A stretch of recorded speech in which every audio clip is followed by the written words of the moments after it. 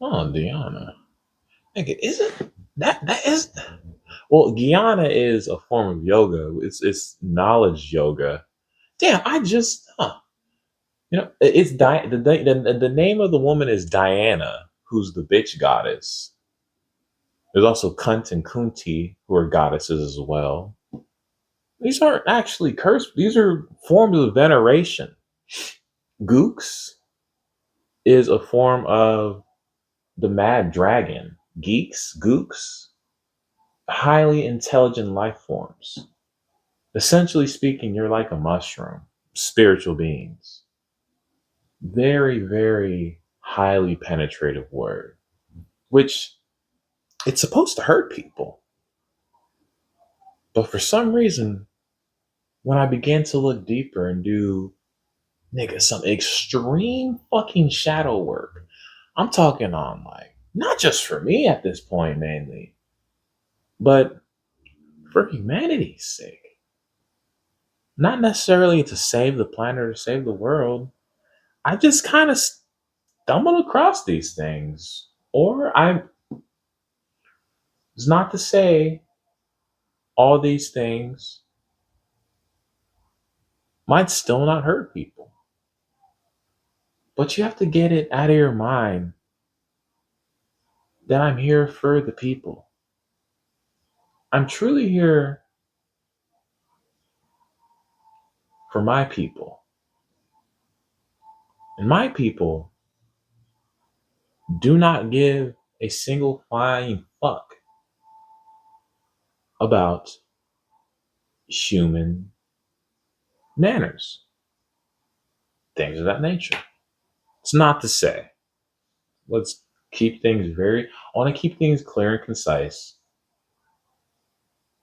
Yes, you are in the world, but you are not of it. You are something that is speaking directionally, which it can get funny. You are a higher consciousness in nature. So I don't expect you to be feeling these things or a sort of way about me speaking a type of way.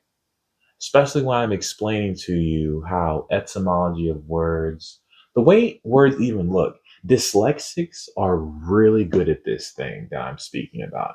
They can see a specific word and they can tell you another word that they're seeing. But people may call them crazy or weird.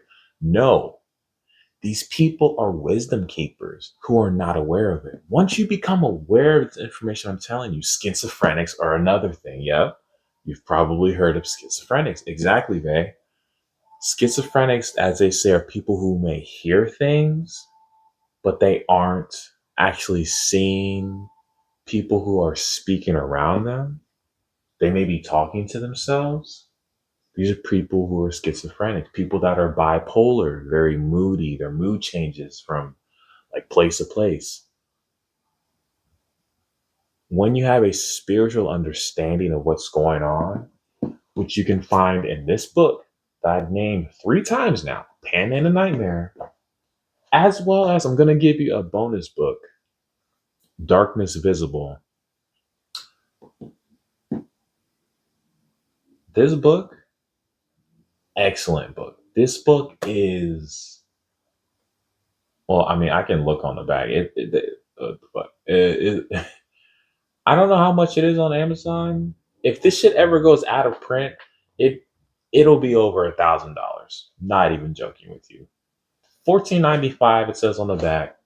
I'm not quite sure because I'm not looking at the price on Amazon or any other bookstore for that matter. Shout out to Amazon for making things easier for people. I know that Jeff Bezos' name is not a thing people ever want to hear, but here's something you may not know about.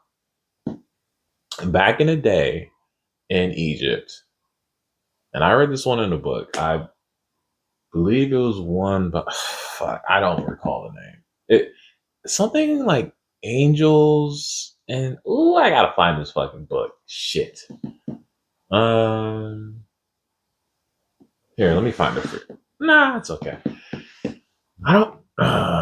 Fuck, I forgot the guy's name too. Anyway, the information is what's important here, and it ties into billionaires in ancient Egypt.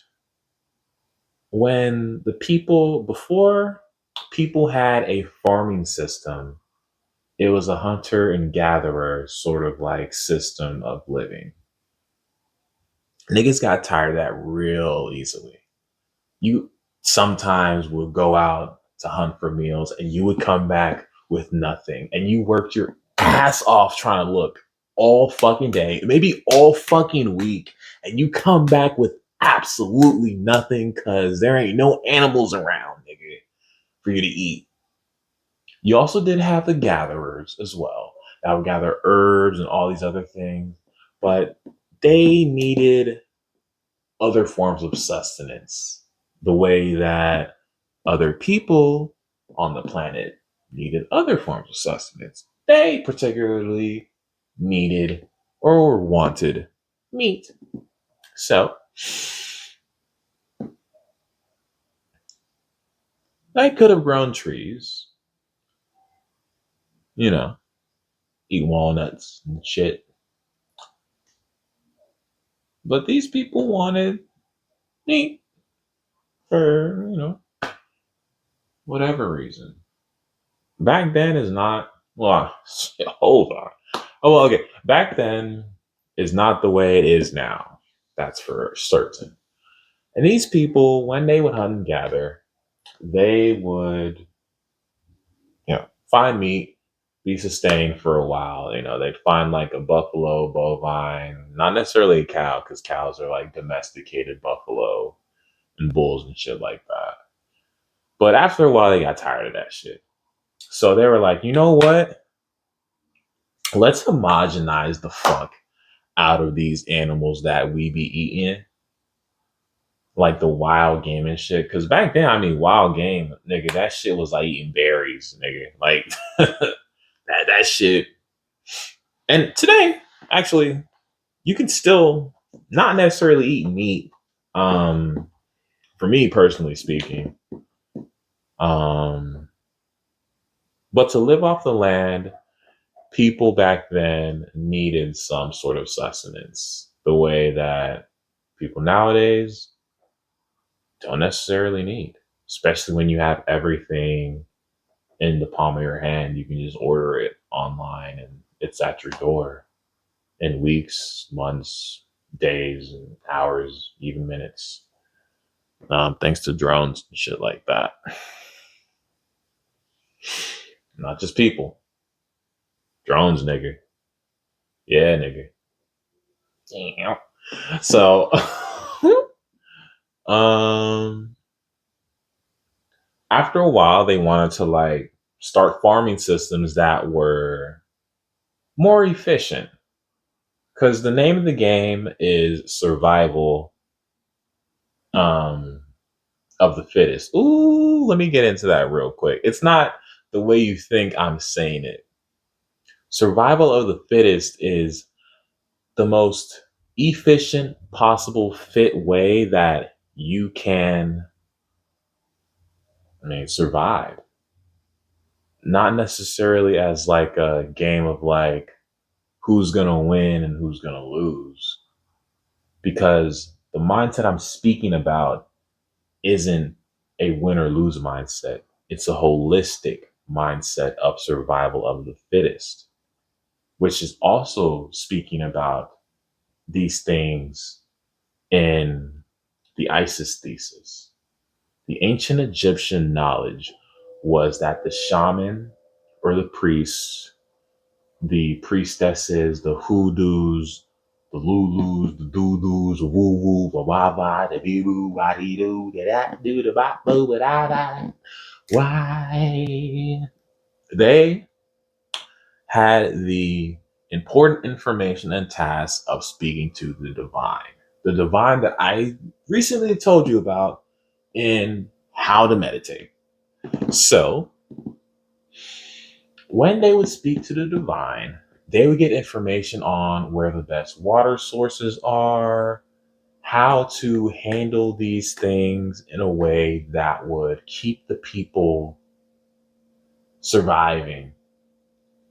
Not like Not like I gotta pay these bills, man. Oh my god, man, I got bills to pay, bro. Like, how am I supposed to make it, nigga? Like, blah blah blah.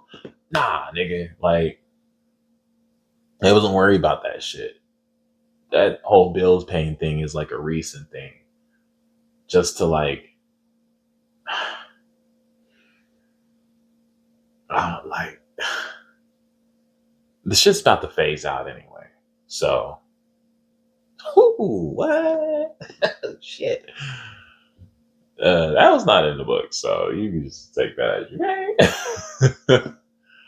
maybe, maybe that's one for. I mean, if it's for me, then I'm gonna make it.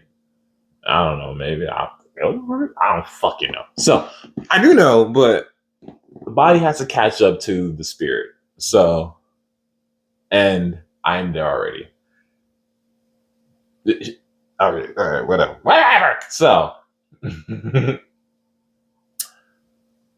To make things more efficient and for the whole entire community to survive, oh my god, they needed a way to survive that would be the fittest way possible for all the people to have a chicken in every pot, a bitch in every ditch, getting fucked, getting that pussy absolutely fucked. Speaking of which, when I was speaking about semen retention for men, for the women, it is complete opposite. Bitch, I want you squirting and gushing and creaming and gushing and squirting and fucking orgasming, nigga.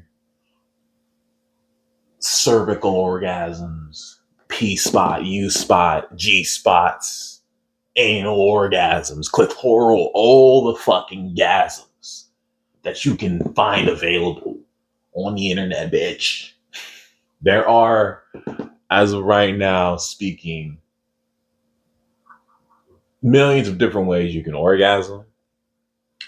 Anatomically speaking, 13 to 14, 15 different ways.